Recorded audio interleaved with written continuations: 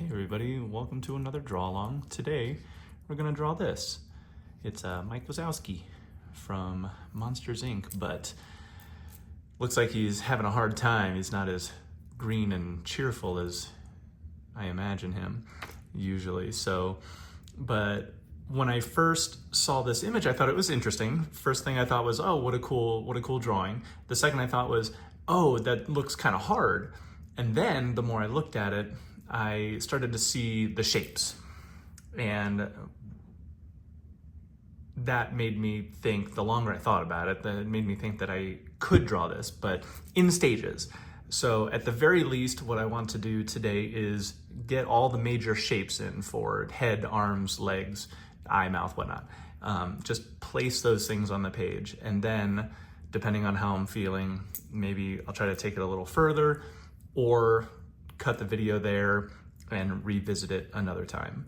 So we're gonna get started with the largest shape, and the one that stood out to me first, the shape of his entire body. And the way I'm picturing this shape is kind of has 6 sides to it. We have the top of his head, this side of his body down here that ends right about where his arm begins on the left there. And then almost straight across from that is where this other line is gonna come down to. And it's a little curved. And then the bottom of his body is gonna be flat. And then you have these little angles on either side that bring it all together. So 1, 2, 3, 4, 5, 6 shapes.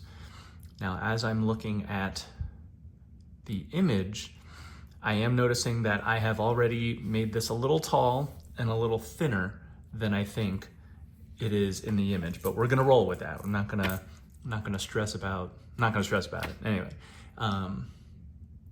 his legs in the image appear to be almost as long as his body is tall, just a little bit less. So I'm gonna decide how far I want to bring his legs down, and I'm gonna say it right here, which is maybe half of his body's height, the way that I drew it. So we're gonna get his legs in there first. And if you look at, just speaking of shapes, if you look at the outside of each of his legs, you could draw that as one long curve. One long curve going down to the outside of the bottom of his foot. And I might have made that a little too curvy, but it makes the point. Right, this curve is a little bit different. It's a little more pointed and then comes out, I feel. This is a little more rounded. This sort of like cuts down right there. But 2 lines, I drew the outside of his legs. And then we've spoken before about negative shapes. Let's consider negative shapes for the area in between his body and his legs. There's a negative shape here. To me, it looks like an hourglass. But if I break it down even more than that, the top part of this negative shape looks like the top of a wine glass. Got that. And then, but, oh, wait a second. Yeah, so it looks like a wine glass to me, but the center is open. Okay, so we have these 2 curved lines coming down on either side. And then from there, they almost touch in the middle there. So, and then it swoops down here where his knee is. And this is the middle of the hourglass, and we're coming down to the bottom of the hourglass now, which this line is kind of like that. And there is some detail down here with his toes. So I'm just gonna draw a light line indicating that, but I'm not drawing the detail of his toes right now.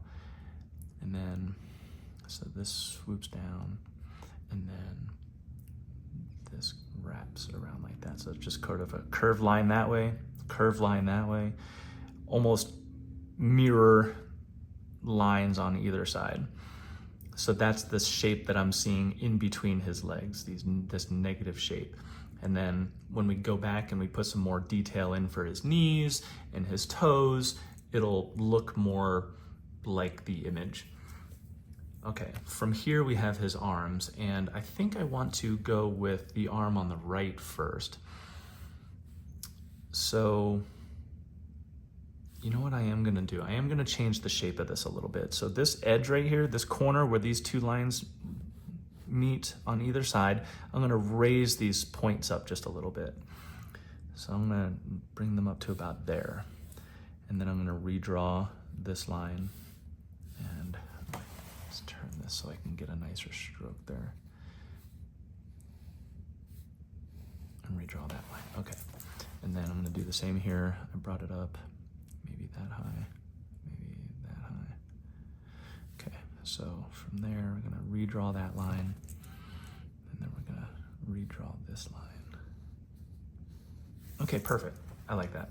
Okay, because these points are important because they indicate where his arms come away from his body, is what I'm noticing.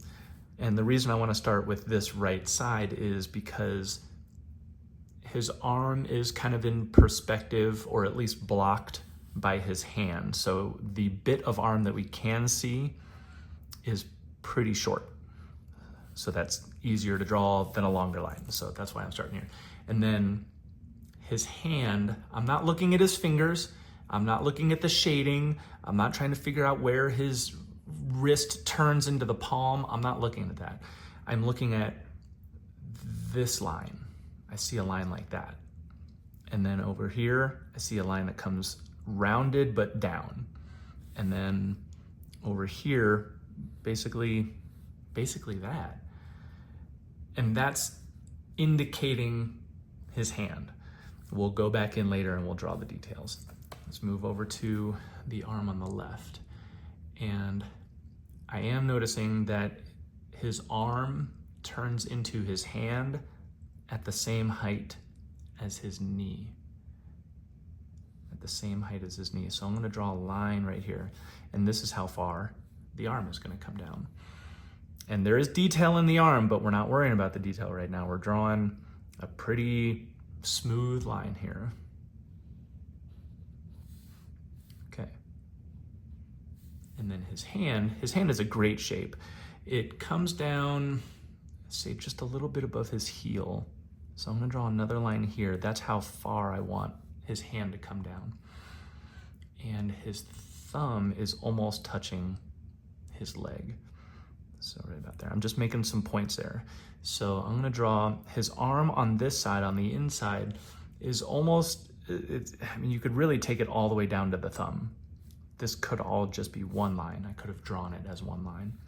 And then on this side, I see a little like upside down L. And then I'm drawing even a little more detail here, but that's just because it's making sense to me. All his fingers over here, we can draw that as this rounded line. So we have his palm down into his, I'm gonna overlap that a little bit. You know, his fingers wrapping around his hand there. This line comes all the way down to his thumb. So we have a shape for this hand. We have a shape with a couple more lines for that hand. We have the knees, the legs and the knees and the feet with this negative shape here. Now we can place a couple more features. And I think usually I would go for the eye. You know what? Forget it. I'm gonna go for the eye. And we're just gonna keep this super simple. I'm gonna draw a really light, giant circle. There's a big circle. I don't know if you can see it with the light. So that is his eye right now.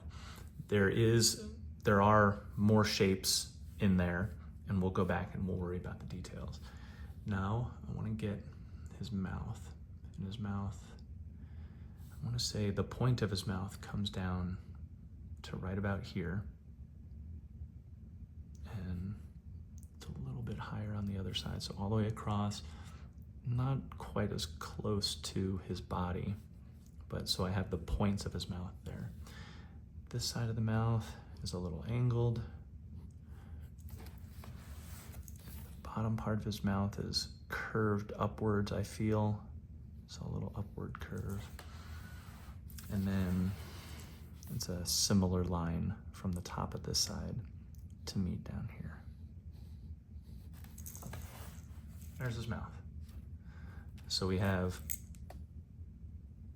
I almost called him Sully. We have Mike Wazowski. If you didn't know this was Mike Wazowski, you might not quite recognize it, but I think it's more because of the proportions. But if I got the proportions correct, and maybe if I was drawing it more like it was in the movie rather than this version of Mike Wazowski we're getting, you'd probably pick up on that pretty quickly, even without the horns that we're gonna draw in here real quick. So I noticed the horn on this side doesn't really extend far above the top of his head. And then there's this line and that line. That's really, I drew it as one line. And then I'm gonna decide how wide I want the horn to be here. And then we're gonna come up here and draw almost the same kind of line that we did before. There's one horn. And this horn on this side does come above the top of his head, but because the top of his head is angled over here, but the top of the horn on the left side is just about equal with the top of the horn on the right side.